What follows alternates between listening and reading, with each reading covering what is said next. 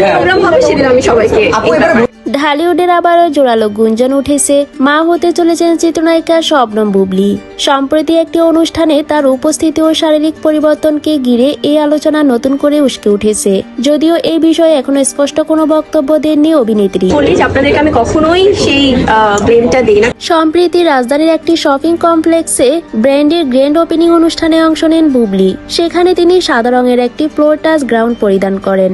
অনুষ্ঠানের ভিডিও সামাজিক যোগাযোগ মাধ্যমে ভাইরাল হলে নেটিজেনদের একাংশ দাবি ক্যামেরায় তার বেবি বাম্প স্পষ্ট বোঝা গেছে। ভিডিওটি প্রকাশের পর অনুষ্ঠানে উপস্থিত সাংবাদিকদের মধ্যেও কৌতূহল তৈরি হয়। অনেকের মতে বুবলির হাঁটাচলা ও শারীরিক ভঙ্গিতে মাতৃত্বের ইঙ্গিত পাওয়া গেছে। তবে মা হওয়ার গুঞ্জন নিয়ে প্রশ্ন করা হলে তিনি বিষয়টি কৌশলে এড়িয়ে যান। এই প্রসঙ্গে বুবলি বলেন, আপনারা নিউজ করেন এটা খুব স্বাভাবিক, দর্শকদের আগ্রহ থাকবে এটাও স্বাভাবিক। যেদিন আমার প্রোগ্রাম হবে সেদিন আমি সব জানাবো। তিনি আরো বলেন, যেহেতু এটি একটি গ্র্যান্ড লঞ্চিং অনুষ্ঠান তাই তিনি চান বিষয়টি আপাতত স্বাভাবিকভাবেই থাকুক। এদিকে শোনা যাচ্ছে খুব শীঘ্রই যুক্তরাষ্ট্রে পাড়ি জমাতে পারেন বুবলি।